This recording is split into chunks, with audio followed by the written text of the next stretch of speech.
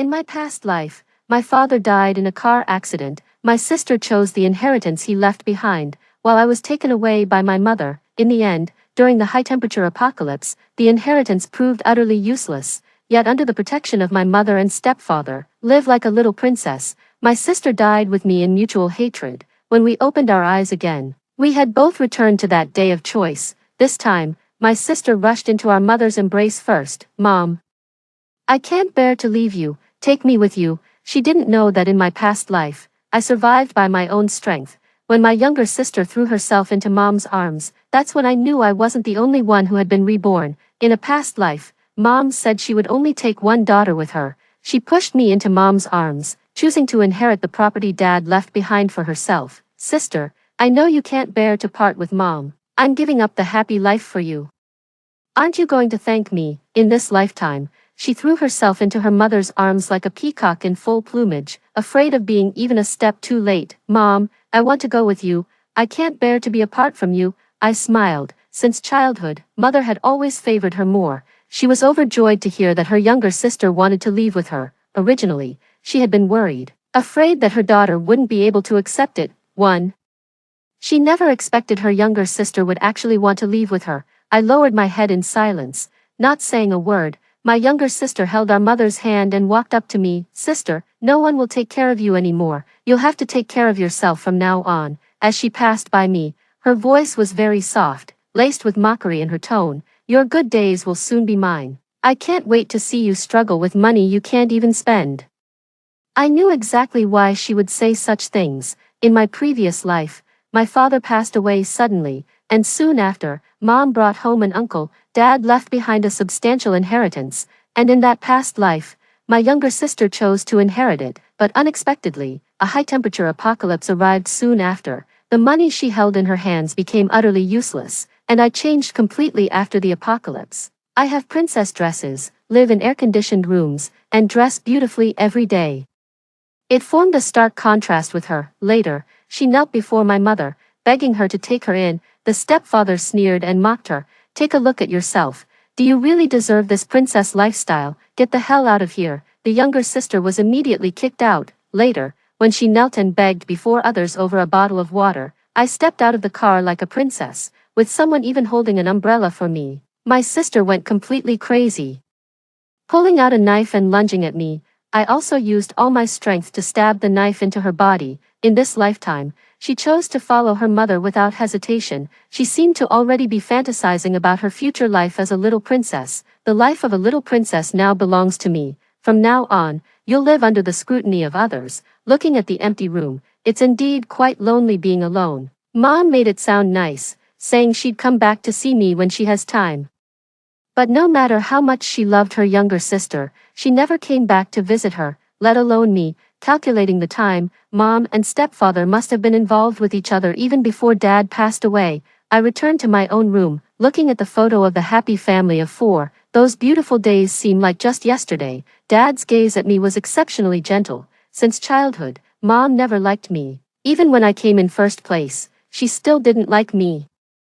Only Dad would gently pat my head and say, "Our Precious got first place. That's amazing. Dad's going to reward our Precious." That's just the kind of wonderful person he was. But in the end, something went wrong. I withdrew my gaze and tried to clench my hands tightly. I will strive to live on, to live well. I looked at the scenery outside the window. The sun was shining brightly, and pedestrians came and went in an endless stream. No one could have imagined that in just 10 days, the high-temperature apocalypse would arrive. At first, temperatures consistently exceeded 40 degrees, and everyone complained, but no one thought it was unusual. What caught everyone's attention was the daily rise in temperature. It actually reached as high as 50 degrees. In just 2 days, the temperature rose again to 60 degrees, and no one dared to go outside. The terrifying heat made even rescue operations impossible.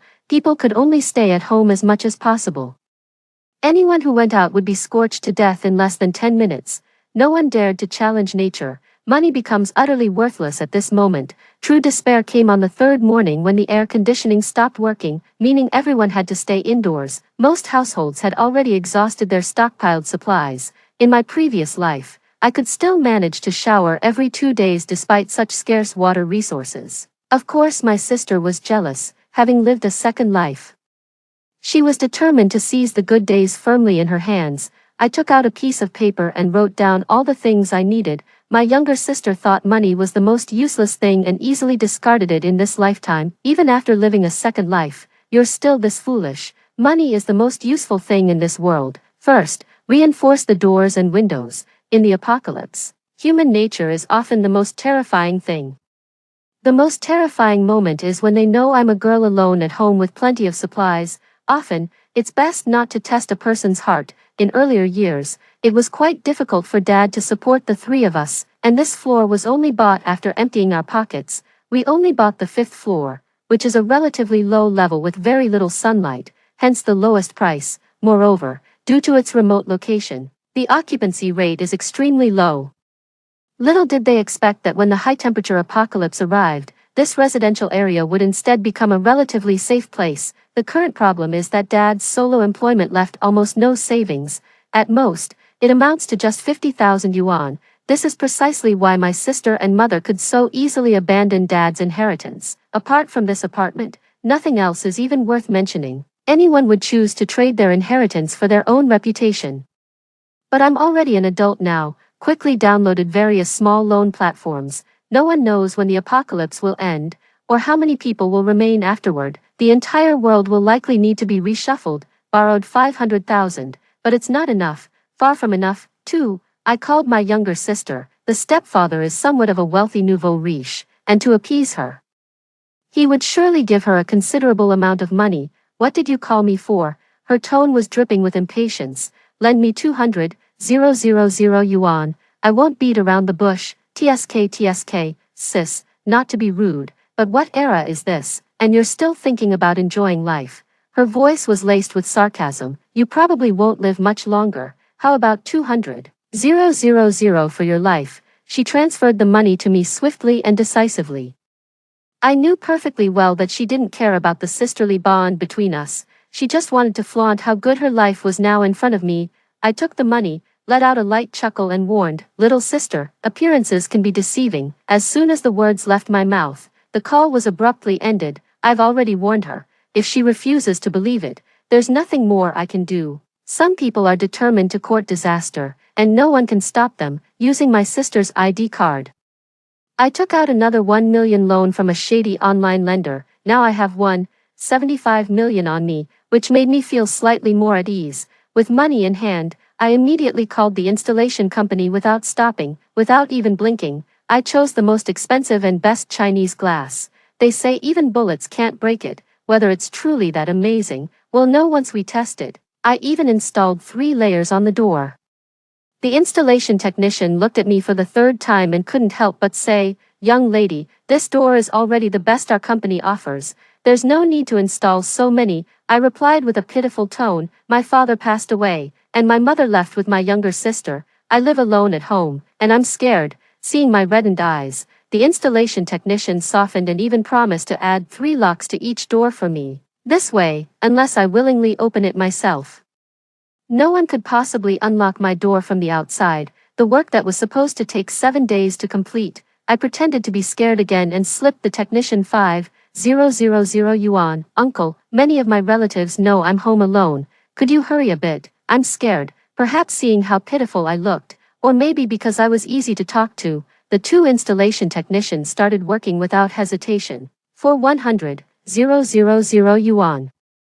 They guaranteed they could work overtime today and finish all the installations by tonight. The door and window issue has been resolved. In a high-temperature apocalypse, the most important thing is water. People can go 3 days without food, but absolutely cannot go 3 days without water. Buying too many things at once will raise suspicion. I used 5 different platforms on my phone, divided among 20 stores, and ordered 100 barrels of water from each. Water doesn't expire, so it's good to stock up more. I even managed to negotiate a discount because I bought in bulk. I also rented a small warehouse near my home. It cost a total of 15,000. Can't let others know my exact whereabouts. Just put the address as the small warehouse. I drove my dad's 5-year-old car to the big warehouse-style supermarket again. I went straight to the fast food section and cleared out all the products on the shelves. Also rice, oil, and flour, foods that can be stored for a long time.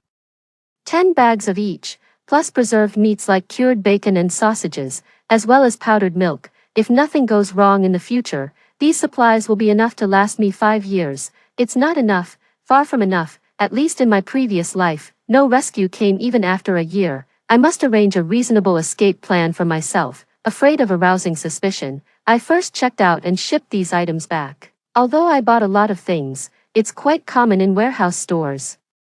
Even the cashier just reminded me to be careful on the road. After returning home, I ordered another 100 boxes of instant noodles and sausages online, all shipped to the rented warehouse. After finishing these tasks, I allowed myself a 10-minute break. I pushed my small cart downstairs. Mineral water is exceptionally important to me. The warehouse is just a temporary shelter for me. I can never entrust my life to others. I must hurry and transport all the water up here. I'm not very strong, and I have to keep it under wraps. By 3 a.m., I finally managed to transport all 2,000 barrels of mineral water up here. By this time, blisters had already formed on my feet, but I knew full well that time was running out for me. I placed another online order for 100 cases of mineral water and 1,000 loaves of bread. 3.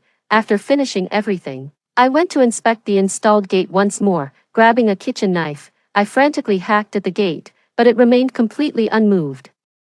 Knowing I have 3 more of these sturdy doors makes me feel even more at ease. After locking all the doors, I fell into a deep sleep. For the next 3 days, I kept purchasing supplies non-stop. I bought all kinds of meat and vegetables that could be stored for long periods. The room is already packed to the brim. With just the supplies in this room, I could survive for at least 30 years. The weather is getting hotter now. I know the time is almost up. The money in hand has been spent, leaving only 500,000. In a high-temperature apocalypse, the most unbearable thing is the extreme heat. When the time comes, every household will experience water and power outages, so I must buy a few small solar generators. Just as I was going out, I heard laughter. My spine straightened as if struck by electricity. My sister appeared before me, holding our mother and stepfather's hands. She wore a pristine white dress, like an untainted little princess fresh from a castle, her eyes brimming with disdain and mockery. The stepfather beside her praised my sister.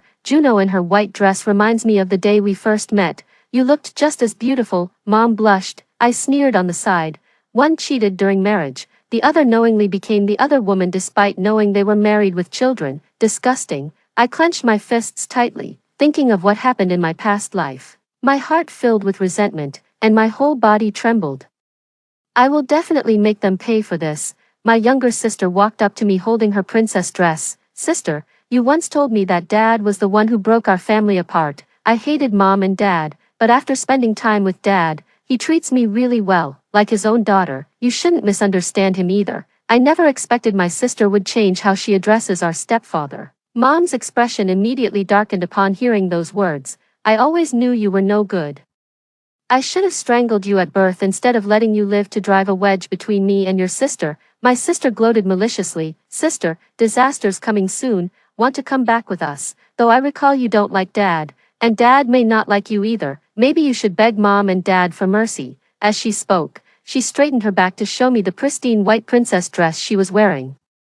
She was waiting to see me break down with regret, but I didn't. I looked at her calmly. It must be exhausting pretending to be sweet and smiling every day. That one sentence successfully made her change her expression. I don't understand what you're saying. We came here to give you a chance, but since you don't appreciate it, forget it. After saying that, she turned around and took her mother's hand. Looking somewhat like she was fleeing in panic, I leisurely made my way back home. By this time, the second-hand solar generator I had purchased had already been delivered. Looking at the generator before me, my eyes reddened. Truth be told, it's been a long time since I've been carefree. In such circumstances, even one's own flesh and blood might be abandoned. How could they possibly treat me any better? It's just that the stakes on me are too high. Every night, I wake up in the arms of different people. They have to dress me up beautifully and give me the best life.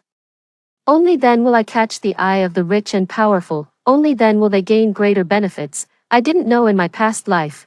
I only knew that Mom didn't like me, and I had to work hard to make them like me. Every day, various strangers would come to my stepfather's house. They didn't even talk business, just sat across from me watching. Their lecherous eyes kept scanning over my body. To avoid being kicked out, I had to suppress my disgust and listen to them.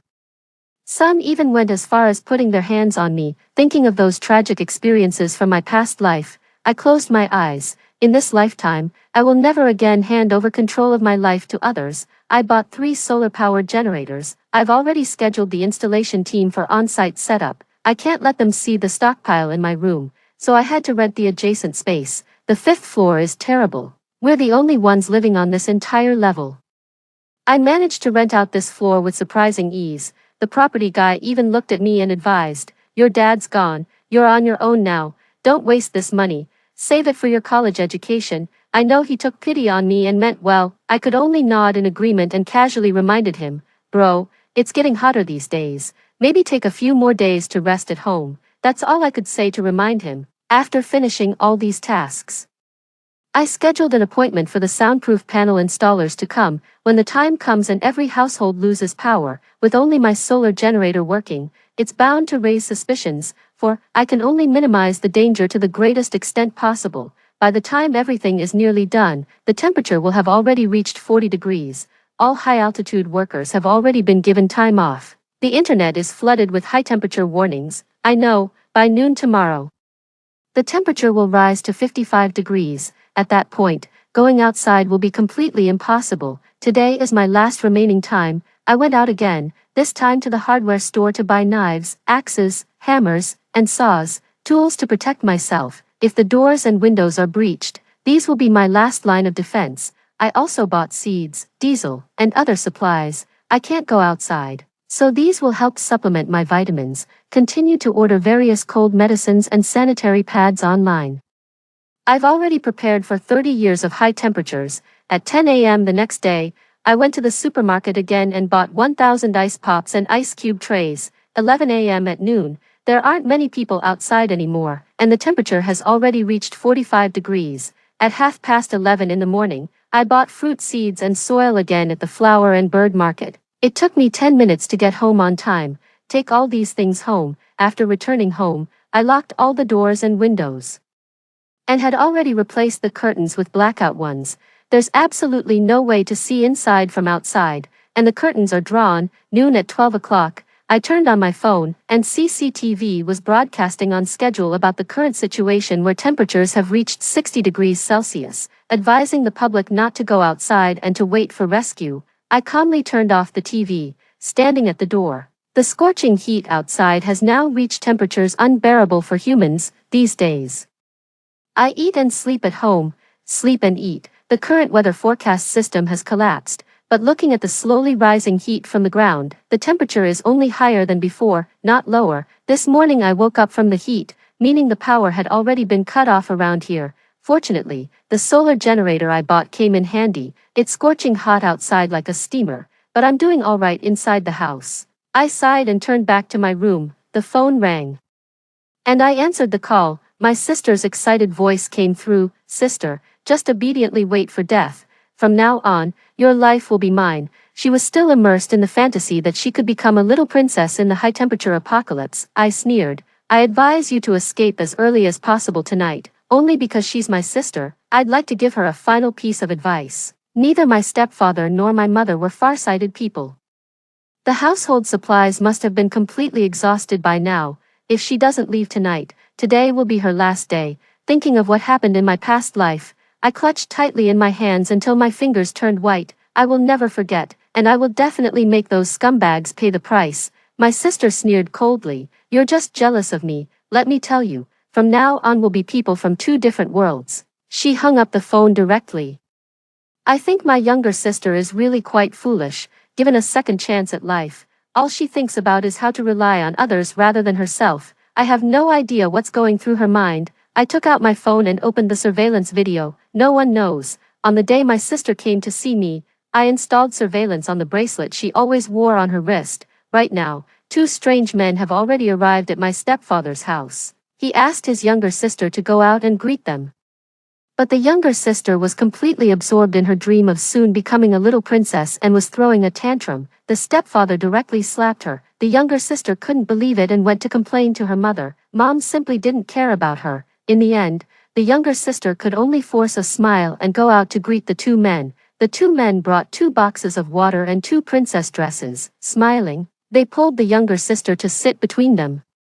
His lecherous gaze kept wandering over his sister's body. Though visibly disgusted, the sister endured it without pulling away. Today, Mom dressed her up beautifully. She wore a pink princess dress, a lace-trimmed crown on her head, and a pearl necklace around her neck. Two slender legs were exposed, with delicate pale feet adorned by silver-white stiletto heels at the ankles. The entire figure resembled an ethereal fairy tale creature come to life.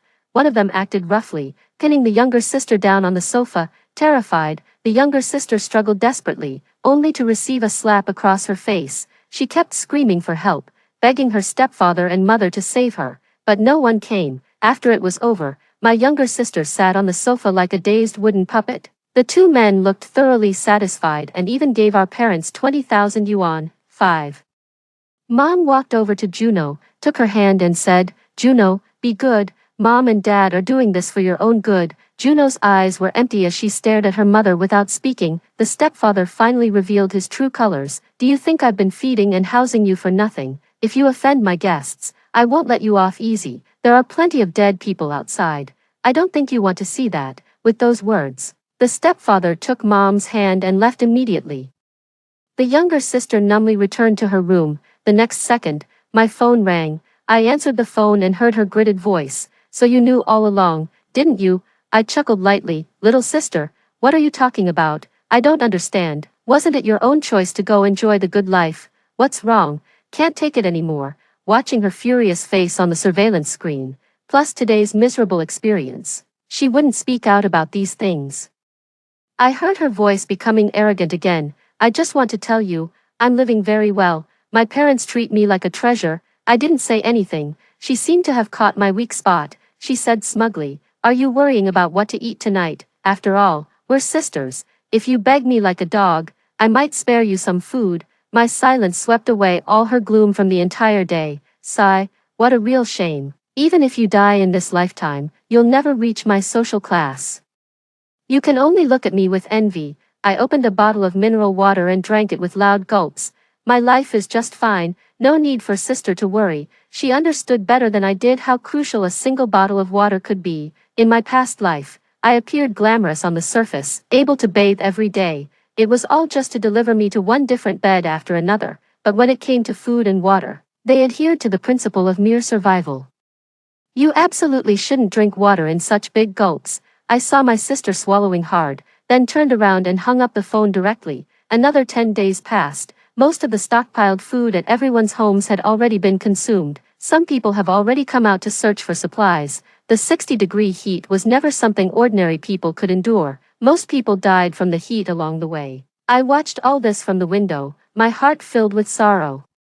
But I'm just an ordinary person. Beyond protecting myself, I can't really help anyone. Unexpectedly, a fleeting flash of light dazzled my eyes. Frowning as I looked downward, to my surprise, my younger sister, mother, and stepfather all appeared downstairs. The glass I installed allows me to see outside, but others can't see inside. I clenched my fists tightly, wondering how they dared to come here despite the extreme heat. I didn't dare to go out recklessly, because I was afraid of being detected by them. Soon the three of them were standing outside my door, incessantly knocking on it. Through the surveillance camera, I saw the three of them drenched in sweat. "Are you sure she's really at home?" my stepfather asked. The younger sister nodded firmly. "Dad, believe me, she bought a lot of things and is just staying at home now. If only we could get in." I watched the surveillance footage. I was so careful back then. How did she know about my supplies?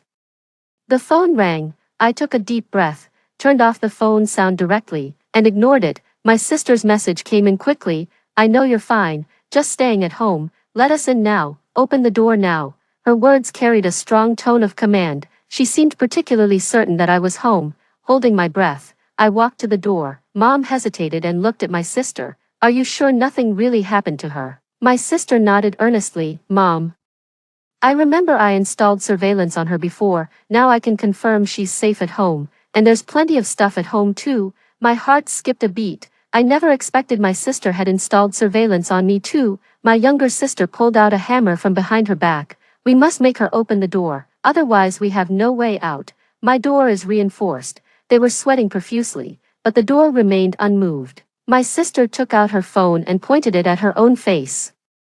Since you won't come out, don't blame me for what happens next. She plopped down on the ground, covering her face and sobbing, Sister, we're blood sisters, and Mom is your biological mother too. How can you be so selfish? I know you have lots of supplies in your room, just let us in, don't blame me for this. Her voice was very loud. Someone upstairs has already leaned out to locate the source of the noise. 6. I know, if we let her keep making such a racket, more and more people will surely gather at our doorstep. Whether the door can withstand so many people remains to be seen. With a cold expression, I called her, I'll let you in, but delete the video. My sister's voice was full of smugness. Let us in, I need to see your sincerity. I suppose you wouldn't want to share all these supplies with others. She is threatening me, but at this moment, I have no other choice. I took a deep breath. The house next door is also mine, you can stay there first. And I'll provide you with 1 meal and 2 bottles of water each day. If you refuse, I won't hesitate to fight to the death with you. Let me open the door and let them in. That's absolutely impossible. I need to keep them calm first. The video must never be released, otherwise I can't guarantee my own safety. In the end, they compromised. After all, with me as their long-term meal ticket, they were willing. I used a drone to deliver today's water and meals to them. I must resolve this matter quickly. My younger sister called me at night, her voice cautious. Sis, I'm sorry about what happened today, but Mom and Dad threatened me. They said they'd kill me if I didn't bring them to you. I didn't want to do it. Sis, please forgive me. Hearing her submissive words, I was deeply moved. Little sister, we're family after all. We should help each other. There wasn't the slightest change in the expression on my face. I won't let them become a threat to me. My sister's show of weakness this time might be my last chance. My sister asked incredulously, Really, sister, is this true? I nodded heavily. Of course it's true. In my past life, I wanted to bring you to live with me, but I was afraid you'd end up living the same kind of life as me. Actually, in this lifetime I've prepared plenty of supplies. Just waiting for you to come live with me. My sister's voice carried urgency. Sister, can I come over today then? I pretended to look scared. No, little sister, I'm truly heartbroken. I don't know whether you're on their side or mine. She seemed somewhat impatient. Sister, just open the door and let me in. I'm genuinely worried about you. I've always cared about you. As she spoke, she began to cry. I know she's a good actress, but I'm not buying it. The most terrifying thing in this world is women. I curled my lips. Little sister, I don't like our stepfather. If you take care of him for me, I'd like to see your sincerity. How about that? My sister remained silent, so I hung up the phone directly. She's an exceptionally selfish person. I knew exactly what choice she would make. Just as expected, the next day, I saw my stepfather dead in the surveillance footage. Mom screamed, while my sister looked utterly impatient. He's just a man. What's the big deal? Mom stared at my sister in fear. I knew she was ruthless, but I never expected her to act so swiftly. My younger sister called me in the evening. Sister, I've completed what you asked. I just wanted to prove to you that you're the only sister in my heart. Touched, I opened the door. Little sister, come in quickly. After she entered the house, I was especially happy and took her around to show her everything. Little sister, look how well I've renovated our home. We have enough food here to last us over 30 years. We can stay home forever, I excitedly explained to her. I didn't overlook the fleeting greed in her eyes. My sister stayed with me today. During these past few days, I haven't given any food to the mother next door, only a little water to keep her alive. At night, my sister quietly got up from beside me. She walked to the door and was about to open it when I came up behind her and punched the back of her head. Then I threw her to the second door and placed 5 bottles of water by the entrance. After that, I opened the outermost door. The 10 beggars waiting outside could no longer restrain themselves. They swarmed in like a hive of bees, brandishing knives to seize the water. My sister was pinned to the ground as they tore at her clothes. My sister regained consciousness. She screamed frantically, but no one could save her. The tragedy lasted until the next morning, after everyone left.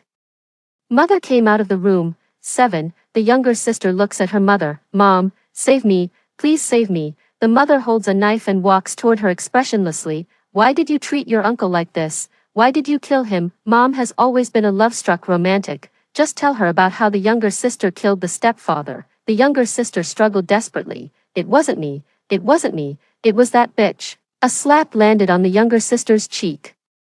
The younger sister's mouth was bleeding. She raised the knife and lunged at her younger sister. You should have died. You should have died. I'll make you pay in blood. The younger sister's strength had long been exhausted, and she was pushed to the ground by her mother. Mother took a knife and carved numerous wounds on her body. The younger sister cried and begged for mercy. In the end, blood stained the entire stairwell red. After the younger sister breathed her last, Mother committed suicide beside her. A crimson haze filled my vision, yet my heart remained utterly unmoved. Had I not installed surveillance on my sister, I would never have discovered her vicious scheme: lure the nearby beggars to come, use my supplies to lure them into defiling me, make me experience the same things she did. I didn't feel the slightest bit moved. Stay high up in my own home. 2 years later, hearing the announcement outside, after 2 years, we've overcome the extreme heat.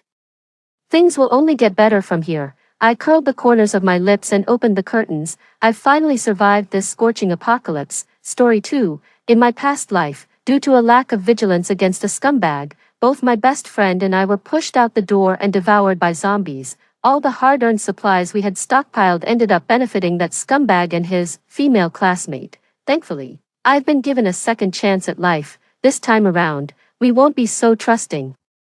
We're avoiding the naive, saintly acts and steering clear of jerks. Together with my best friend, we'll stock up on supplies and live well, because surviving to the end is the ultimate goal. 1. Zombie outbreak. I suddenly sat up in the darkness, gasping for air, my hands instinctively covering my neck where the pain of being bitten lingered, continuing to torment my nerves. But more profound than the pain was a sense of anger and despair in my heart. At the outset of the zombie virus, I had an inkling that things were amiss, and leveraging the traditional hoarding instincts in my bloodline, I convinced my best friend to stock up on some essentials. Eventually, the zombies did break out, but we only survived 5 days, all thanks to my best friend's worthless boyfriend, Robin. When I persuaded her to stock up, I also warned him to do the same. He didn't listen, which was fine since everyone has their own opinions. However, not only did he not help, he also ridiculed us, calling us backward and cowardly. Later, when the outbreak occurred, he shamelessly asked to take refuge with us. My best friend hurried over to consult with me. I was annoyed, but seeing how nervous and happy she was, I agreed. After all, she was deeply in love with him, always anxious about his well-being. But when we gathered the courage to go downstairs to let him in, we found he had brought another girl. He claimed that when the outbreak happened, his female classmate was at his place catching up, and they got stranded together. The audacity! He was blatantly taking advantage of my best friend's innocence and deep feelings for him. What kind of catching up leads to staying over at his place? Why didn't he mention having a female classmate over all these days before? Now, he just brings her along, planning to present us with a fait accompli, all while they were clinging to each other right in front of us. Damn that scumbag! I was furious, wishing I could throw them out to the zombies, but reason held me back. The door was already open, and they wouldn't just turn around and leave because we were unhappy. If it escalated, it might attract zombies and we could die even quicker. My best friend forced a smile and stepped aside to let them in, but that girl was still whining at the door, clinging to my best friend. Seriously, use your brain, zombies could be nearby, and this is no way to seek death. Sure enough, the noise attracted nearby zombies. They were incredibly fast, and by the time we tried to shut the door, they were nearly upon us. In the chaos and screaming, I saw with my own eyes as my best friend got pushed out the door by that scumbag while trying to close it. She stumbled and fell.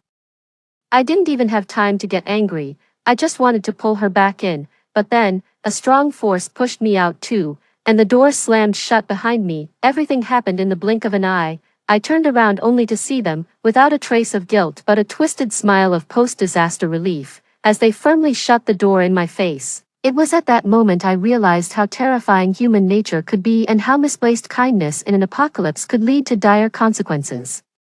We paid a heavy price for it, unable to bear seeing them die.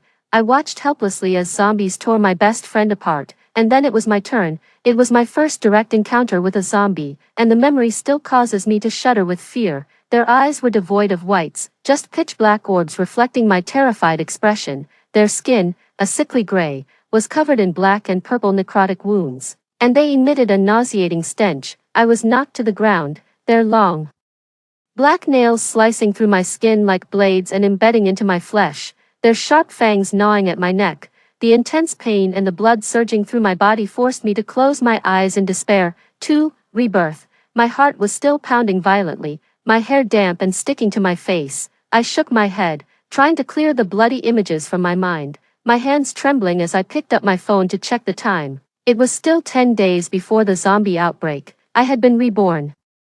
Calming myself, I rushed to my best friend's room and found her still sound asleep, though her brow was furrowed in discomfort. I breathed a sigh of relief and couldn't help but cry tears of joy. It was such a relief that we were both still alive. My best friend woke up, rubbing her head and looking at me as I cried. "What's wrong? What's wrong?" she asked. "What happened?" After hearing about the zombies and the resurrection, she hugged me in a daze for a long time. I knew she trusted me completely, but she couldn't accept that her deeply loved boyfriend was such a person. My best friend is a very sincere and pure person, and her whole family is extremely kind. 10 years ago, her parents found me fainting alone by the roadside, saved me, and have taken extra care of me ever since. I am very grateful to them, and through them, I met their daughter. After spending time together, she and I became best friends. However, 3 years ago, this kind-hearted couple died in a plane crash. After their death, their relatives gradually revealed their true, ugly intentions, trying by all means to take over the compensation money meant for my friend. She was totally unable to cope, and that was the darkest year of our lives. Eventually, I helped my friend establish clear boundaries with her relatives, and from that point on, it was just the two of us supporting each other. She met the scoundrel Robin a year ago, when she was still not over the loss of her parents. Initially, Robin pursued her persistently, caring for her in every possible way. He would drive long distances to buy her favorite desserts when she was working late, giving her a great sense of security. They naturally ended up together, and I was grateful that someone was there to help my friend revive her spirits and live well again. But as my friend's love grew deeper, Robin began to blow hot and cold, and frequently put her down.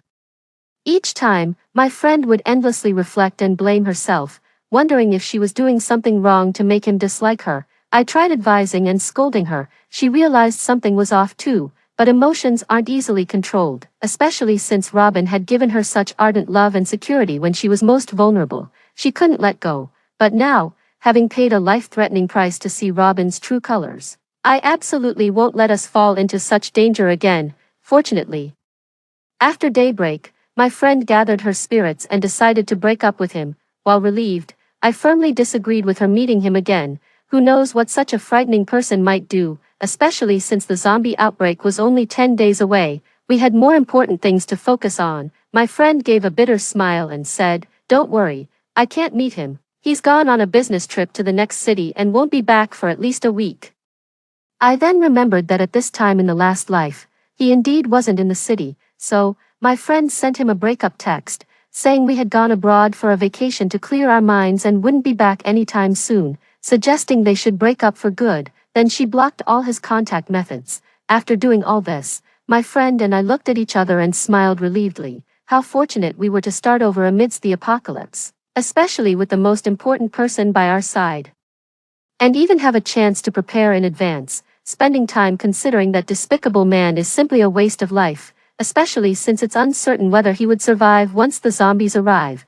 But we must survive well. 3. Inventory of assets. After washing up, we each took annual leave to start planning for survival in the apocalypse. First, we took an inventory of our assets. The most important was real estate. After my friend's parents passed away, their old house was demolished, and we bought our current apartment in the new economic development zone of the city where we work. We purchased the top floor of a high-rise building in an upscale community, a 130 square meter apartment with 2 bedrooms, a living room, and a balcony. Conveniently, my friend and I were neighbors, with just 1 apartment per floor, and we also owned the rooftop, since the new economic development zone was still under planning and was far from the city center.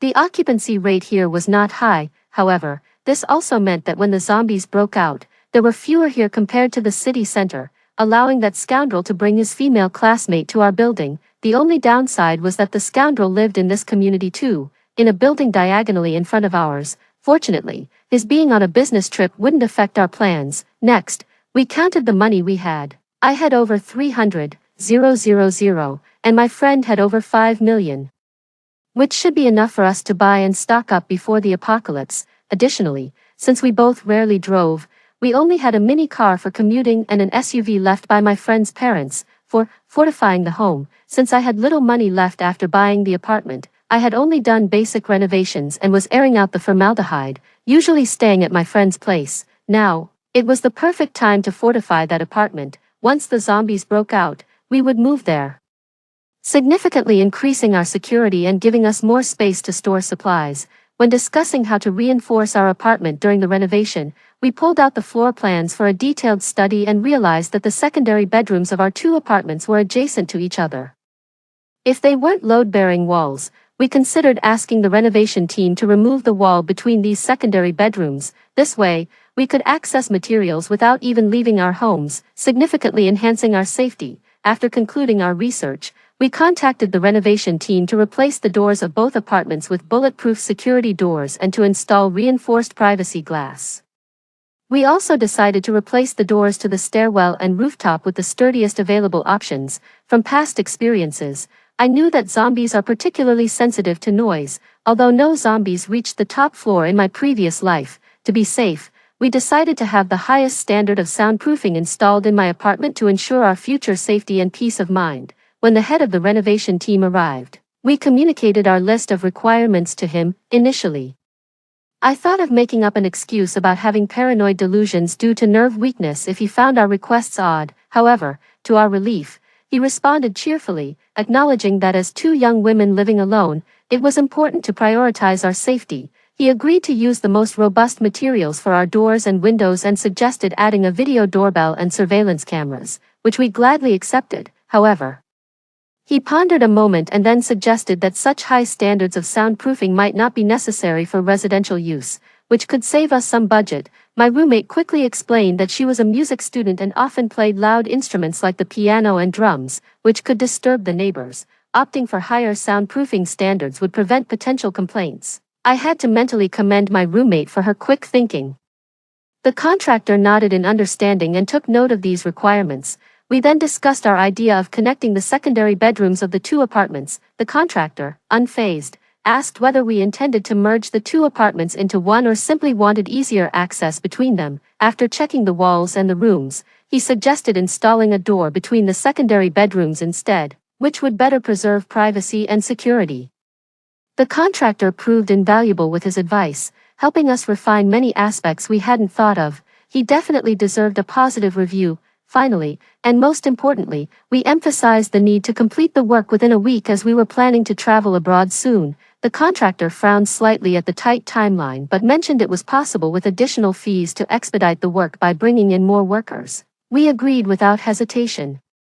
After finalizing the plans and paying the deposit, we accompanied the contractor to the property management office to file the necessary paperwork and successfully obtained renovation access. The contractor then hurried off to organize the work. After he left, we inquired with the property management about the residential status of our building, partly to ensure our renovations wouldn't disturb our neighbors, and also, in the event of a zombie outbreak, it would be beneficial to have more control over our surroundings and the people within it. We were informed that the two floors below us were unoccupied, so there was no need to worry excessively about noise. Although they were reticent to share more, it seemed our property management was quite keen on maintaining residents' privacy. After wrapping up these tasks, it was already 4 p.m. Just as we settled down to rest, my roommate suddenly jumped up from the couch, wondering if the apocalypse would cause the internet and electricity to go out. Good question. During the 5 days of the last outbreak, we didn't lose power or water, but who could say what might happen later? So, we quickly contacted the contractor again, asking him to install solar panels on the rooftop along with an open-air swimming pool, which would double as a water reservoir, and a water purification system. 5. Stockpiling supplies. Next, we focused on stockpiling supplies. My roommate's eyes lit up at the thought. What better way to ease worries than shopping? However, since the SUV hadn't been used in a while and it was already evening after finishing our renovation planning, we decided to postpone our shopping trip. After all, with 9 days left before the zombie outbreak, we had plenty of time to gather supplies. After a brief rest, we took the car for a tune-up and refuel. The mechanic, knowing we needed to transport renovation materials, even helped us by folding down the back seats to increase storage space, which was a nice touch. With the car ready, we spontaneously decided to unwind with a hot pot dinner to relax and plan to start transporting items discreetly under the guise of renovation from the next day to avoid drawing attention. No need to say more, the hot pot was delicious, and indeed, anything can be cooked in it. After a hearty meal and a bath, we lay on the bed, digesting while roughly listing our essential shopping items. Why just a rough list? Well, stockpiling is an instinct, isn't it?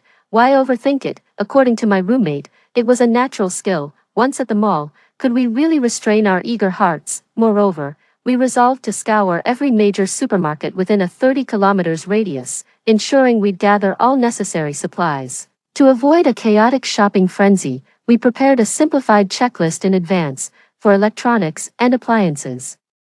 Our list included refrigerators, freezers, solar water heaters, induction cookers, ovens, air fryers, air conditioners, fans, air purifiers, humidifiers, portable heaters, electric blankets, TVs, computers, tablets, projectors, cameras, gaming consoles, USB drives, power banks, and more. In terms of daily necessities, we noted down bedding items like thick quilts and mattress pads, pillows, cooling mats, summer quilts, and bedding sets. For clothing, we focused on underwear, all-season apparel, particularly windproof and warm clothes for winter, comfortable slippers, and convenient sneakers. Our list of toiletries and skincare products was extensive, including facial cleanser, toothpaste, toothbrushes, soap, shampoo, conditioner, body wash, body lotion, essential oils, bath bombs, spray sanitizers, face masks, serums, and more.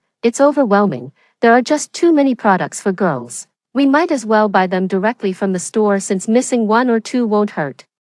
For hygiene products, we included trash bags, toilet paper, sanitary pads, towels, and a large cat litter box with litter. You know what I mean. The food category was packed with staples like rice, flour, oil, meat, seasonings, bottled water, canned goods, compressed biscuits, self-heating hot pots, milk, other beverages, and lots of snacks. In the medicine section, we listed cold and fever medications, gastrointestinal drugs, anti-inflammatory drugs, pain relievers, antibiotics, iodine swabs, alcohol, medical gauze, band-aids, thermometers, blood pressure monitors, and multivitamins. For safety, we added fire extinguishers, drones, binoculars, stun guns, and pepper spray to our list. After racking our brains and making several adjustments, we finally completed the checklist. My friend lay back on the bed, clutching her head, complaining about how mentally draining it was.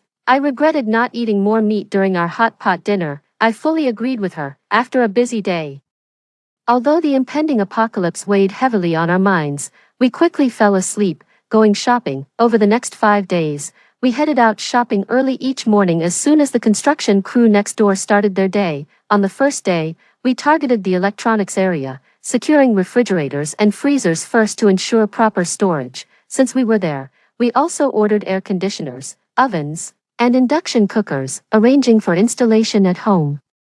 Due to the volume of our purchases, the store gave us several supermarket discount coupons. We used these at the largest warehouse-style supermarket nearby, filling a whole car with rice, flour, oil, and bottled water. The experience was somewhat painful. Although store employees helped load our purchases, transporting them from the car to our home was a challenge. We borrowed a large cart from the construction workers and made 4 trips from the garage to our apartment, despite the elevator. The wait was crushing. We had planned to indulge in another hot pot meal today, given the deliciousness of yesterday's feast and knowing it might be a while before we could enjoy such luxuries again. But, alas, we should have eaten before moving everything. The next day, we planned to buy clothes and personal care products. Shopping for these items was much more enjoyable, and indeed, even the prospect of an apocalypse couldn't dampen our pursuit of beauty. My friend and I swept through the aisles, grabbing lotions, creams, serums, face masks, body lotions, and various makeup products like lipsticks and eyeshadows. While they might not be essential, having them around was pleasing, and practicing our makeup skills could be a fun pastime. We were more restrained with clothing and shoes, focusing on comfort and warmth for home and winter wear. After buying underwear, we headed to a nearby outlet mall which was bustling with people looking for off-season deals on winter clothing. We also picked out some sporty, windproof outfits to ensure ease of movement in case we needed to make a quick escape. Yes, I believe if we can't run, it's not because we lack skill but because our gear isn't up to par. On the way home, while my friend drove, I ordered a family medicine kit online. We also stopped by a pharmacy to pick up additional essentials like alcohol, bandages, and health supplements, honeysuckle granules, compound vitamins, fish oil, and brown sugar donkey hide gelatin. Though today was another full day, we still had the energy to enjoy a barbecue dinner, whether it was our mood or an improved recipe. The barbecue was exceptionally tender and juicy, leaving us nearly in tears. Later that night, inspired by our dinner, my friend ordered a grill, hot pot, slicer, and hydroponic vegetables online, perfectly embodying the principle that beauty and good food should never be compromised. On the third day, our goal was to fill our fridges and freezers. Early in the morning, we headed to the farmer's market, stocking up on pork, lamb, beef, squid, pig's feet, chicken feet, duck necks, duck spines, ribs, fish, and various dried goods like mushrooms, wood ear mushrooms, kelp, goji berries, longan, peppers, chili peppers, as well as hot pot base materials, dobanjiang, fermented bean paste, barbecue seasonings, salt, and common spices. After 2 trips, we stuffed 4 fridges and freezers full. I think with our eating habits, this stash might last us 2 years, but who could ever have too much delicious food? After a restful lunch, we headed to the supermarket again, aisle by aisle, chips, cookies, marinated snacks, jellies, chocolate, tea bags, bread, sausages, dried fruits, nuts, instant noodles, self-heating rice meals, and self-heating hot pots filled our carts. And we snatched up all sorts of quirky snacks. Don't ask why, just chalk it up to a casual company team-building spree. Today, we hit a barbecue food stall, but this time it wasn't just about eating. We had a mission. While devouring lamb skewers, we kept our eyes peeled and sure enough, saw a beverage delivery truck approach. As soon as the driver finished unloading, we rushed to catch the delivery guy, explaining that our small company was having its first team-building event and wanted to buy some drinks and water in bulk. The friendly man quickly agreed to at least a half-truck order, asking us to send him the details and offering to work overtime for a little extra charge to deliver it to our specified location that evening. Nice. We ended up booking a whole truck filled with various juices, sodas, and mineral water. Ha! Mission accomplished. Now we could enjoy our barbecue worry-free. After setting up a delivery time with the man, we indulged in a massive feast without any guilt, considering the intense amount of exercise we had been getting over the past few days. There was no fear of gaining weight. I must say, the lamb skewers were delicious, and the crayfish were superb, although the shells were a bit tough to peel. A little critique for the crayfish for not being accommodating enough. Before wrapping up, we added some vegetables for a good mix of meat and greens, healthy and balanced. On the 4th day, sticking to our principle of balancing work and leisure, we decided to shop for toiletries and home textiles, which shouldn't be too tiring, right? Yes, definitely. At least it wouldn't take all day. We switched to another supermarket and continued our spree, although primarily there for toiletries. We couldn't help but grab some instant hot pots and various instant noodles in the fast food section. More is better, after all. That was when I first learned that things like sanitary pads and toilet paper could be bought in bulk at a discount, so naturally, we stocked up on several boxes. Buying comforters was an expert task for my friend who is always cold. Knowing her way around, we headed straight to a cotton mill, furiously purchasing 4 heavy, high-quality cotton winter quilts that were fluffy and warm. They were perfect, though not quite suitable for summer. Just loading them into the car made us sweat profusely, but it was worth it. Next, we went to a home textile store for cooler bedding like mats, summer quilts, and duvets. The salesperson, seeing how much we were buying, pitched us a silk 4-piece bedding set, which was incredibly smooth. I felt like we might end up glued to the bed because of it. Additionally, today we ate seafood. Buying the comforters made us so hot that we craved something light and fresh. Initially, the heat had dampened our appetite, but the seafood was just irresistibly delicious and fresh. Oh, it was so good. I can hardly imagine living without these delights, I thought as I tearfully devoured 2 large bowls. On the 5th day, ever since coming back, my friend and I have been sharing a bedroom, and slowly but surely, other places in the house have become increasingly cluttered. It seemed like we had stockpiled enough supplies. Looking at the overflowing supplies We managed to organize and inventory everything, though it was overwhelming.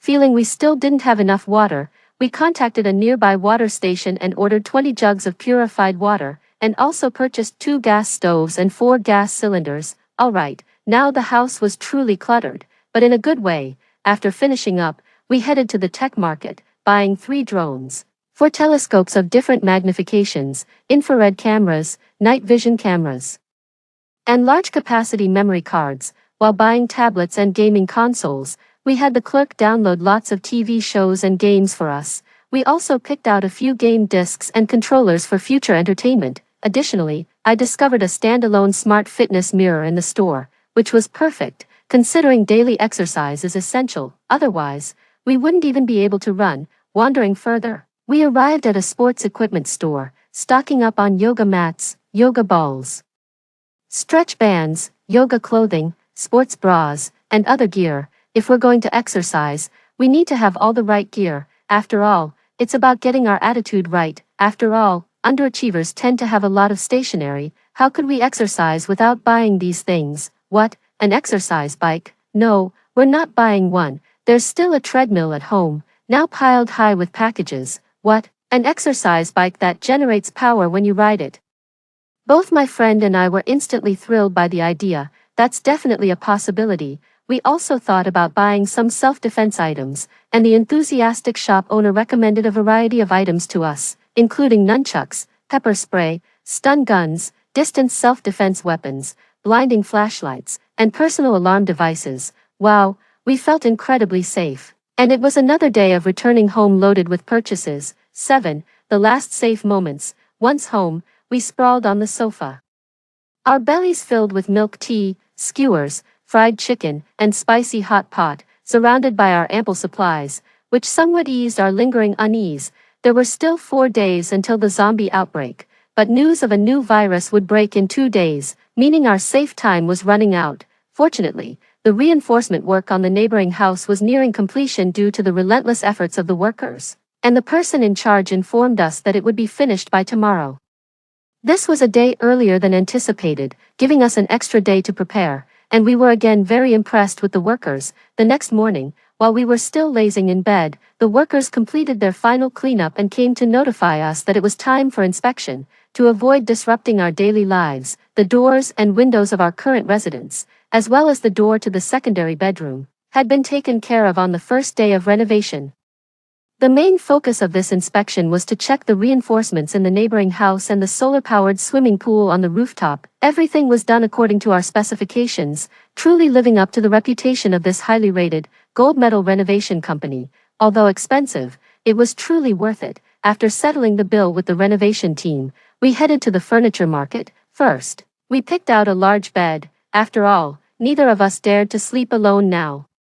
And once the zombies emerged, we definitely wouldn't want to be apart. A bigger bed would be more comfortable, otherwise one of us would always end up on the edge. My friend also insisted on choosing an ergonomic sofa set with a matching carpet. Okay, ergonomics really do offer incredible comfort. Once you sit down, you don't want to get up. Technology is amazing, but oh, it's really expensive. Sorry, money. We also bought 2 tables, a dining table and a desk, and were captivated by a large vanity table, perfect for makeup, a must-have. Lastly, we bought several freestanding bookshelves to use as storage racks, making it easier for us to organize and store our supplies. By the time these items were moved into our new home, it was already dark. We had a simple dinner nearby in the neighborhood, boiled fish slices with cold noodles. Nice, especially after finishing the fish.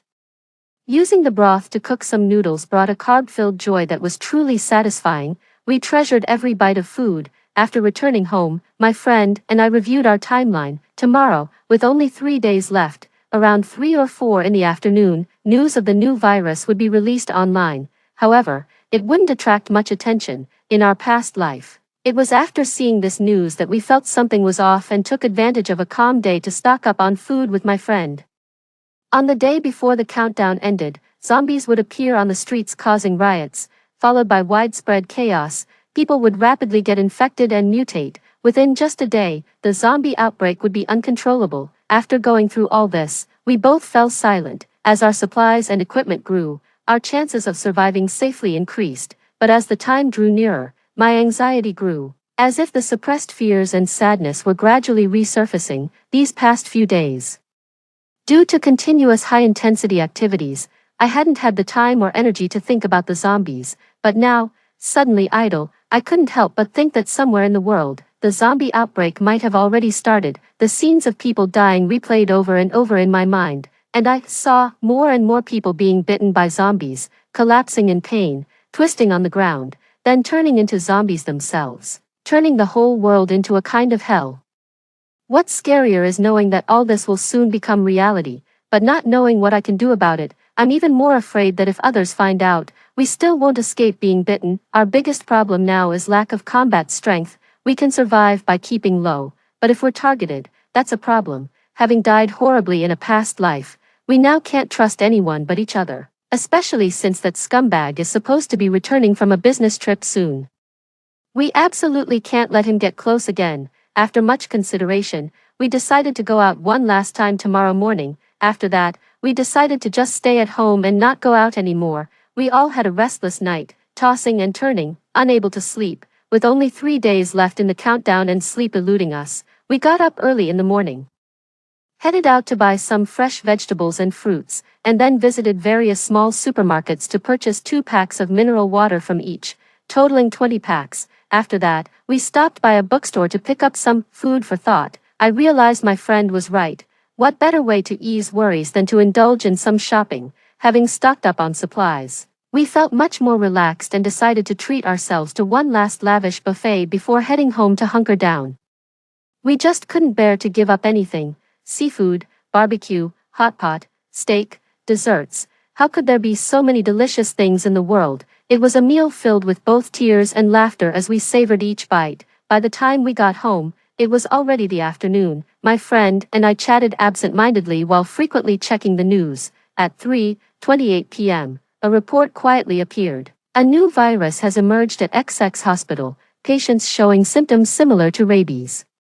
With immense strength and whitened eyes, experts are currently investigating. My friend and I looked at each other, a sense of dread settling in. It was happening. Perhaps seeing the distress on my face, my friend took my hand and said, "We can't easily change the fact that a zombie outbreak is happening, without the power to do much else. Our first priority must be to protect ourselves. Only then, under safe circumstances, should we consider helping others. Otherwise, it's just a pointless sacrifice. No matter what, we'll face this together." I took a deep breath. The last time was dreadful enough. I really didn't want to go through that again, but we couldn't just do nothing. After much deliberation, we decided to split up and take action.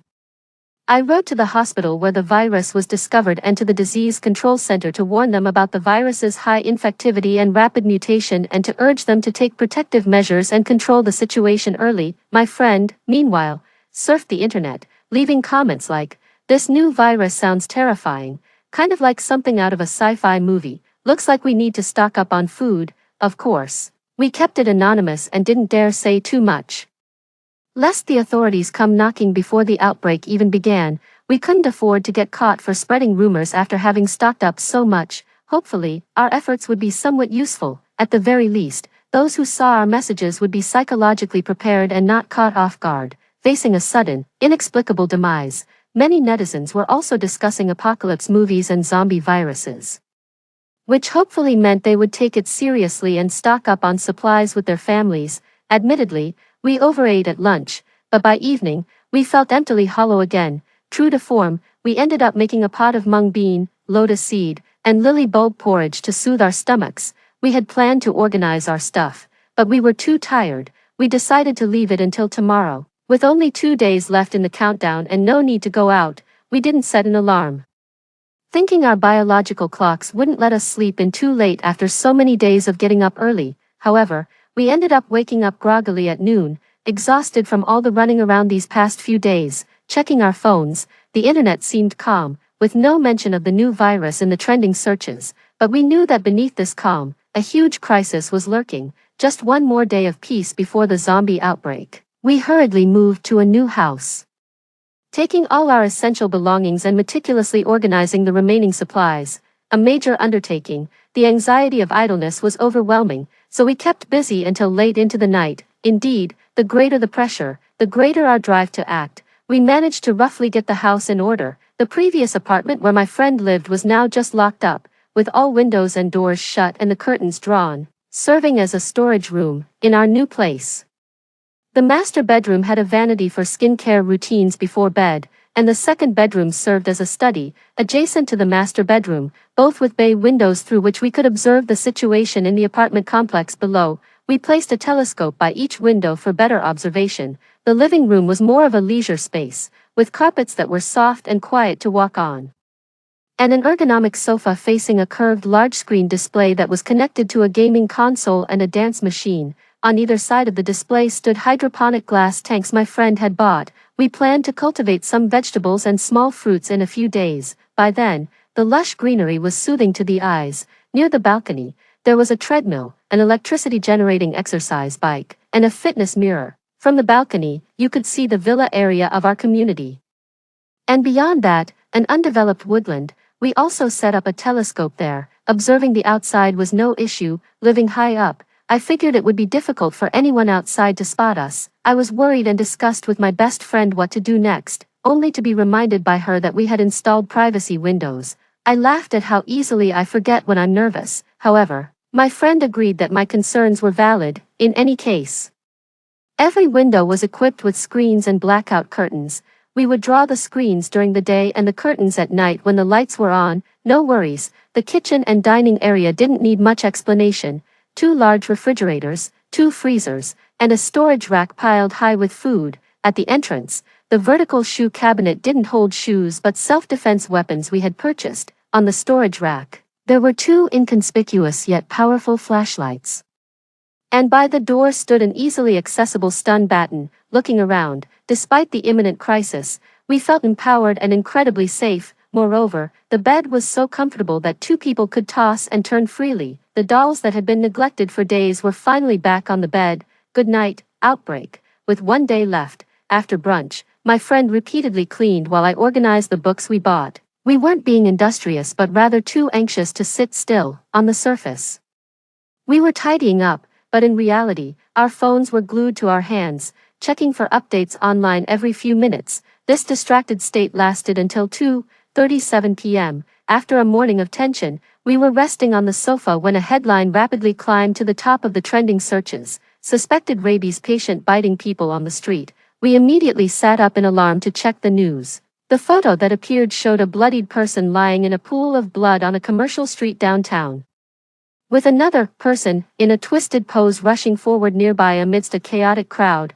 The image of my friend and me being mauled flashed through my mind. Zombies had arrived. Turning around, my friend's face was pale with fright. Although I had told her about the gruesome deaths from zombie bites, seeing such a gory scene was still hard to stomach. We comforted each other. It's okay, we're together, and we're all right. Ignoring the further details, I hurriedly locked the doors to the stairwell and the rooftop, installed door jams, and checked the elevators, which required a floor-specific card to access. So we left them be for the moment. Then, we double-checked all the doors, windows, and curtains in the house. After securing everything, we managed to calm down enough to return to the sofa and continue monitoring the situation. Videos of zombie attacks were increasingly being posted online from different regions and countries. Authorities issued emergency announcements urging people not to panic, avoid gatherings, and stay home to await rescue. However, videos shared by netizens showed overcrowded supermarkets and malls where frantic shopping and even severe stampedes occurred.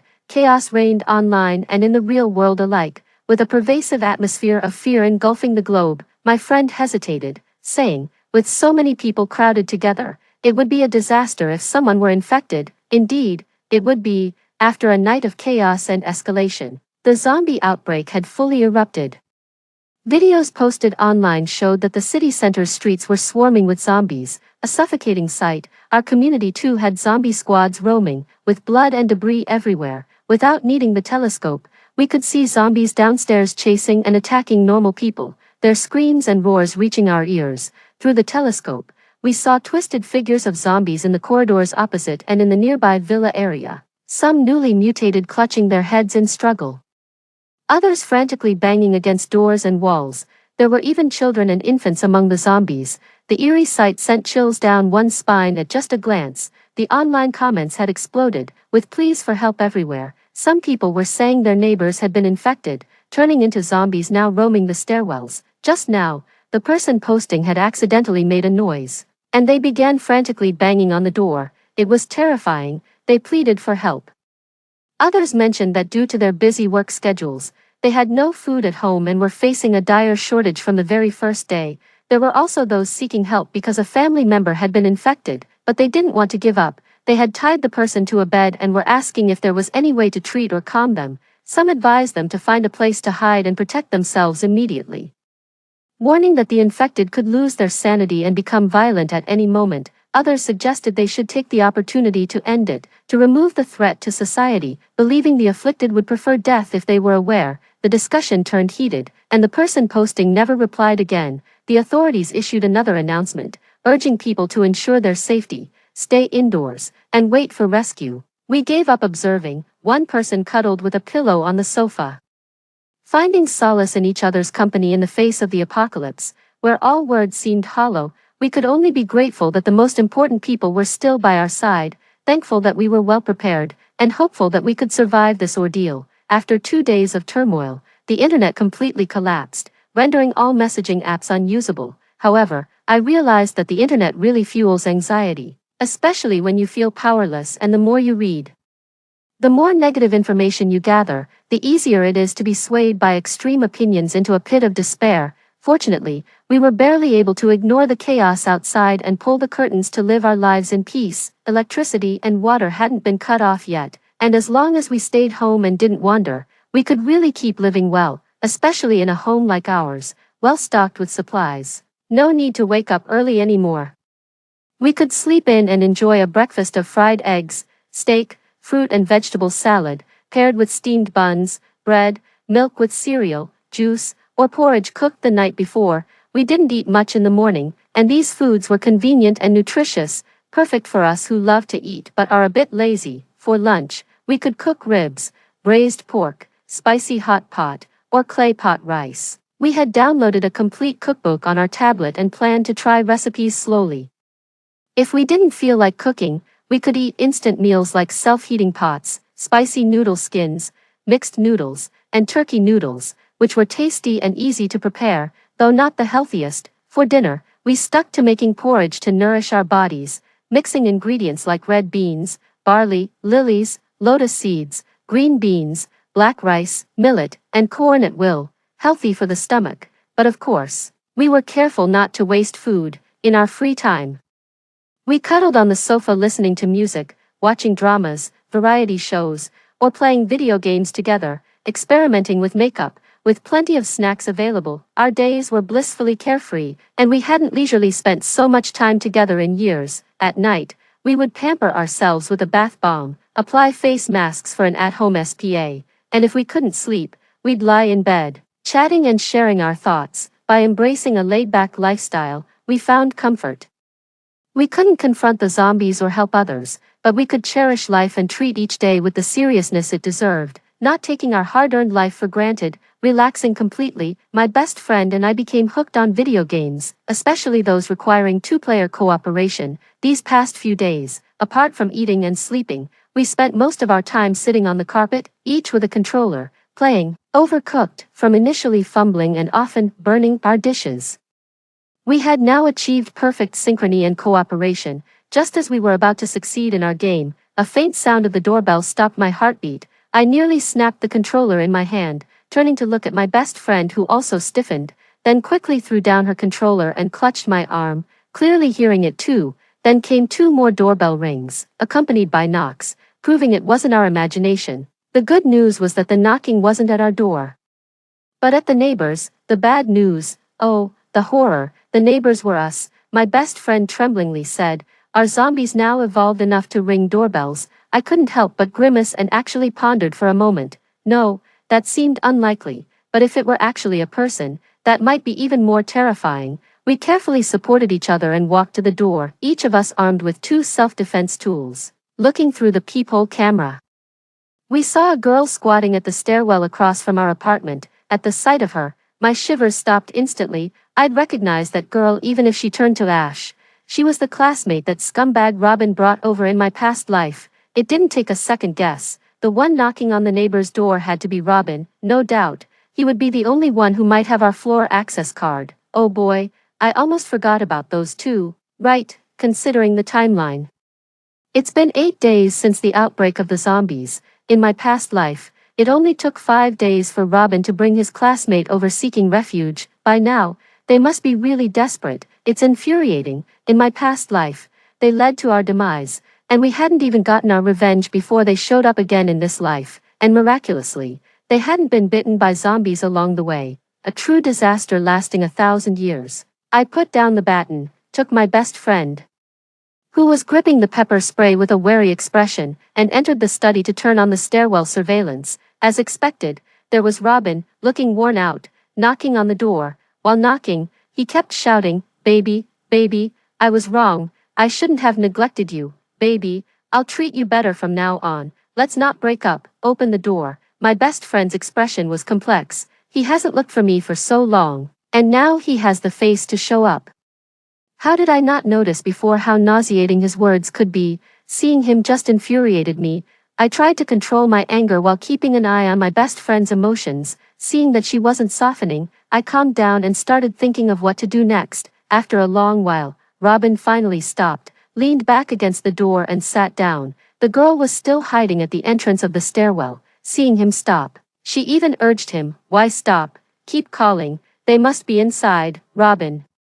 I already told you they went abroad." She's completely devoted to me. Hearing that I've changed my mind, it's impossible that there's no response for so long. I just didn't expect her to change the lock. I thought we'd at least find something to eat at her place. But now it's all over. Robin cradled his head. The girl, keep knocking. Her place definitely has food. She just doesn't want to open the door for you. Look, the stairwell and the rooftop doors are locked from the inside. And there's a door wedge below. Someone must be home. Hearing this, Robin got up and walked around the hallway, stopping at my door. It must be her meddling best friend keeping her from me. The breakup must have been instigated by her too. Wait till I get in and deal with them. Wow, how can someone be so shameless? Where's my stick? My best friend's eyes reddened, pointing at the screen, trembling with anger. Robin, does he think I'm a huge sucker?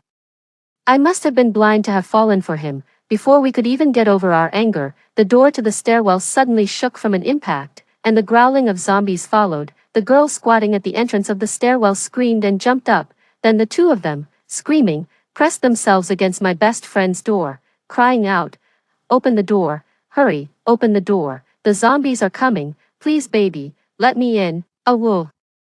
The woman's voice was piercing and the man's voice deep, both equally shrill, agitating the zombies to hit harder. This scene quickly cooled us down from our anger. Attracting zombies was no joke, although the door was sturdy, with these two fools shouting and provoking the zombies. If the stairwell door were breached, we would be in real danger of attracting a zombie horde. It turns out that crisis often sparks ingenuity. After a moment of insight, we quickly sprang into action.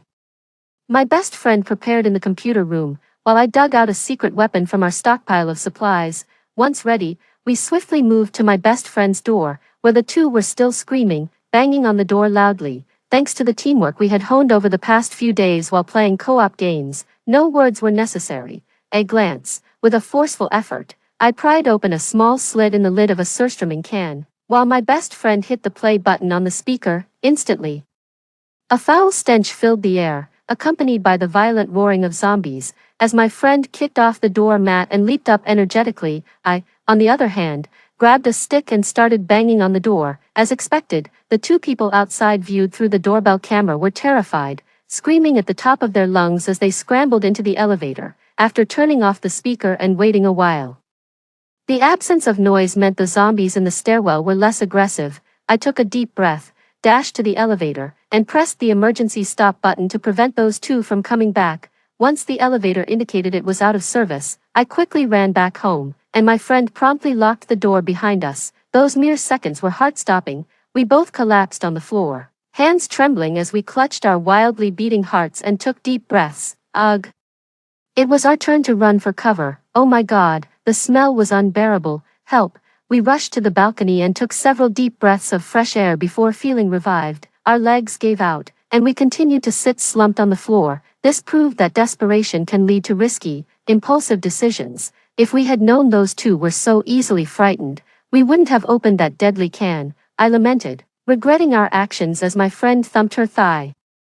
If I had known how terrible that can was, I would have chosen to throw them down with my bare hands. We looked at each other, tears of regret streaming down our faces, but what was done, and we could only console each other. Perhaps without the can, they might not have been scared off, which could have been even more dangerous. However, the crisis wasn't completely over yet. Those scoundrels still had our floor card, and if they realized we were deceiving them or told someone else, we would still be in great danger. But that's unlikely, my friend said shakily. Given that smell, they might think we're already decomposed. That seemed likely. At least our telescope finally came in handy. Each of us took turns peering out the window, observing the situation downstairs. No need to search hard. The scoundrels were screaming and running around below, chased by a horde of zombies, one of whom, covered in blood, was that female classmate. We silently put down the telescope.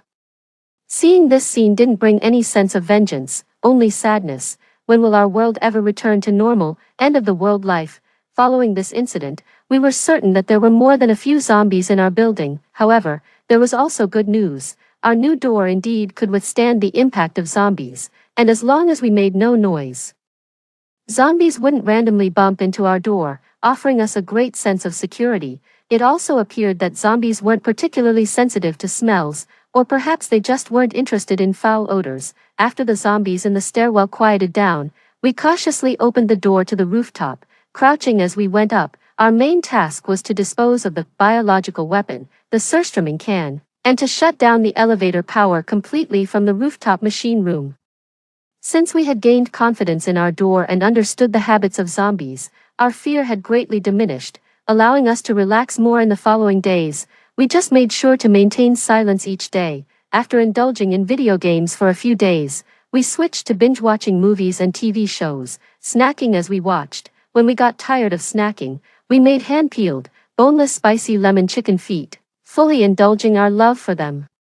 Boneless chicken feet really are essential for binge-watching. You just can't stop eating them, but deboning was truly exhausting. After 2 days, we couldn't keep up with deboning for 4 hours each day, only for it to be consumed in an hour. Oh, how we missed the days of takeout. After giving up on boneless chicken feet, we started making braised snacks for our movie marathons. This was much easier, and the braised meat was soft and fell off the bone easily. We braised pig's feet, duck feet, chicken feet, duck wings, and duck necks, and even braised our fresh vegetables before they went bad, creating our favorite meat and vegetable combinations. The braised goods were also easy to store, adding richness and flavor to our instant meals. Gradually, we adapted to life in the apocalypse. Sure, the following is a natural-sounding translation of the text you provided. It's been a few weeks since the zombie outbreak and we've lost both electricity and water supply progressively. And there's no signal on the mobile phones either. This means things are not getting better. In fact, they're deteriorating. After the power went out, we had to rely primarily on solar panels to keep our refrigerator running for the sake of preserving our food. For entertainment and to keep fit, we resorted to generating electricity by pedaling on an exercise bike, which inadvertently cured us of our gaming addiction. Pedaling was just too exhausting. The power outage also enforced a more regulated routine on us. We had to be extremely careful about drawing the blackout curtains whenever we turned on any lights, checking repeatedly to make sure no light escaped. The brightness always left us feeling on edge, as if our house was glowing in the darkness. Eventually, we settled for using just a small desk lamp at night, which naturally led us to go to bed early. I suppose anyone would joke about how timid we've become. However, there were unexpected benefits. Reducing our late nights and getting plenty of sleep, along with diligent skin care routines, left our skin unusually soft and smooth, a pleasant discovery indeed. Losing the water supply was a whole other issue. Though we weren't immediately short on water, we had to be frugal with it, no longer indulging in leisurely baths or washing things carelessly. Moreover, every sound from the sewer became starkly noticeable in the quiet of our lives. Initially, we reduced the frequency of flushing and pouring water down the drains, and once the water stopped completely, we ceased using the sewers altogether. Thankfully, we had the rooftop, and thankfully, It was spacious enough. Every couple of days, we took turns disposing of our household waste and wastewater on the roof, being careful not to let any water spill over. Life is tough, indeed, but in comparison, we are doing quite well, since the utilities stopped.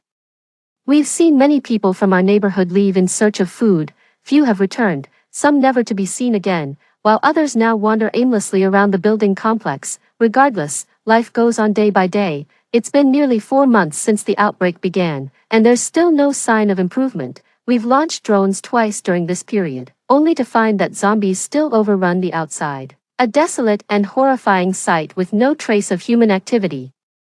The second time we launched a drone, a man spotted it and stared intently at it. Due to our unfamiliarity with the controls and our nervousness, we lost that drone. It crashed to the ground and was instantly trampled by zombies. This incident left us sweating coldly and reminded us to be more vigilant and not to be detected. We can only pray that more people will survive this crisis. 12. No, winter is insurmountable. Slowly, winter arrived, signaling even greater challenges for those who have survived. This year's winter feels exceptionally cold, whether it's an actual change in weather or the chilling effect of the grim world outside without the comfort of air conditioning or heating. The cold seems to penetrate right to the bones. On the first day of winter, a snowstorm hit, and we woke up in the middle of the night freezing. We immediately laid out electric heating blankets and switched to heavy 10-pound cotton quilts, layering them to keep warm and resolving to stay in bed as much as possible unless absolutely necessary. Like for meals, our usual dishes like boneless chicken feet, marinated cold dishes, and various stir-fried foods with rice suddenly lost their appeal, mainly because they were cold to the core. At this time, the hot pot stove my friend bought became extremely useful. We enjoyed a dual pot, half mild broth and half spicy, eating and cooking simultaneously.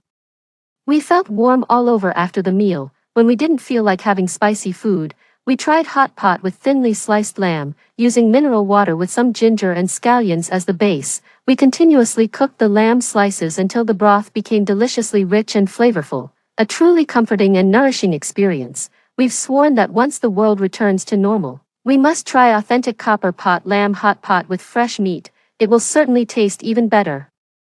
After several heavy snowfalls, we noticed that the zombies outside seemed unable to withstand the cold, often standing frozen like statues in the snow. We also discovered that other survivors remained in our community. For instance, some young people from the villa area took advantage of the zombies' slowed movements to drive out and successfully brought back a carload of supplies. In the building across from us, 2 agile young men worked together to lure the zombies from their building into the snowy outdoors, evading a rigid horde of zombies and safely returning home. They had closed the building's main door. There was even a team of 3 men and 2 women, all of whom appeared to be quite skilled. Every time they returned from outside, they would place some supplies in the gazebo at the center of the residential complex, and indeed, different people would come to take them. So later, we took advantage of the cover of night to deploy the drone, sending down compressed biscuits, instant noodles, and medicine back and forth. We couldn't help but hope, with winter here, could spring be far behind? On the first day of the new year, we were catching up on sleep after staying up late for the New Year's Eve, when suddenly we were awakened by the roar of airplanes. Shocked at first, we rushed to the window and looked up at the sky, tears of relief filling our eyes as we saw our national flag emblazoned on the planes. Within just half a month, the city had gradually restored its water and electricity supply, repaired the network signal base stations, and the zombies were systematically searched out by the military and taken away for isolation. The survivors also received assistance. Many people knelt in the snow, sobbing in a cathartic release, their emotions a mix of gratitude and sorrow. We were saved. Epilogue. After being rescued, all survivors had to undergo health checks to ensure they were not carrying the zombie virus. My best friend and I went for the checks too. The results were immediate. After my friend's check, she went outside to wait for me, but when it was my turn, the staff took me to a laboratory at the back. As I was led away, a suspicion began to form in my mind. I've always had a secret. I am not from this world. 10 years ago, my friend's parents found me unconscious on the street. I was about 15 years old at the time, but in the world I originally came from, I had lived for 25 years. I had just graduated from university and had been working for 2 years, living a happy and fulfilling family life. One day, while I was hiking alone, I experienced an earthquake. When I woke up again, I found myself at the age of 15, although the language was the same. The layout and cultural history of this world were completely different from my original world. At that time, I was very frightened and, to protect myself, pretended to have amnesia. Fortunately, my friend's family was very supportive, and with my extra 10 years of life experience, I gradually found my footing in this new world. This secret stayed deeply buried in my heart until the zombie outbreak, when I finally told my friend while we were confined at home. Thankfully, she did not blame me for keeping it a secret. Instead, she expressed sympathy for all I had endured alone. We agreed that in this world, we would be each other's family, the closest and dearest relatives. I asked the staff to tell my friend to go home first and not to wait outside for me. The staff took me to a meeting room, where after an unknown amount of time, several elderly professors with bright eyes but weary looks, along with some assistants, arrived. As I followed them to the laboratory for a more detailed physical examination, they shared the truth of the situation.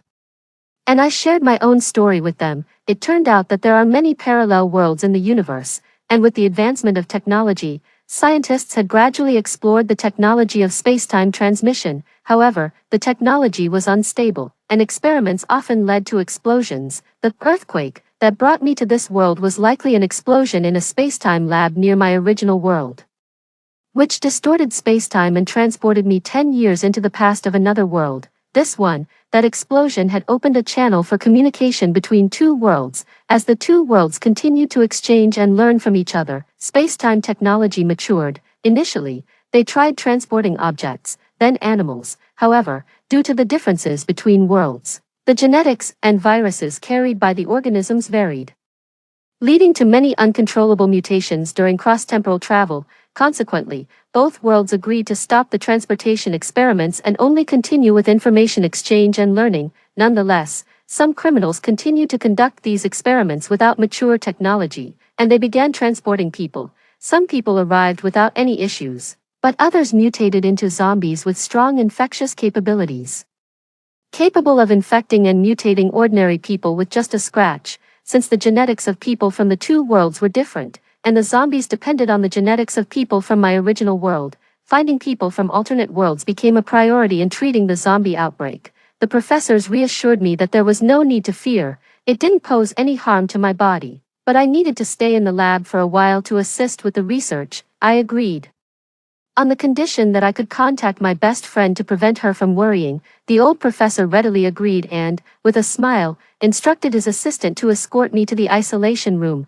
Through the glass window, I could see my best friend waiting anxiously outside. A young, handsome staff member in uniform stood beside her and teasingly said to me, "You two really share a deep bond." Even though I told her everything was fine and it was just for research, she was still quite scared and insisted on finding you. She couldn't be stopped. My best friend, annoyed and slightly embarrassed, glared at him and snorted indignantly.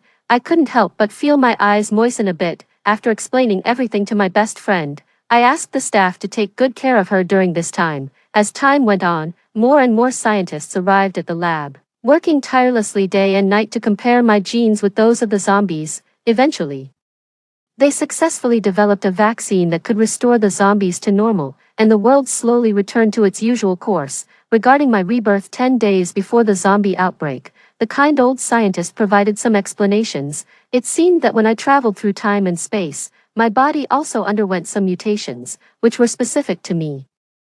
It might have been the reaction between the zombie genes and mine from a zombie bite that caused me to travel back in time to before the outbreak. However, the specifics are still beyond the full explanation of current scientific technology, and further research is needed. I also managed to send a message through time and space to reassure my family in another world, although I can't return home yet. The old professor promised that once future technology advanced further and time-space transmission stabilized, he would definitely help me visit home more often. After everything settled down, my best friend had already bought plane tickets in anticipation, and now that life has finally returned to normal, we are ready to travel the world and savor the cuisine of various places.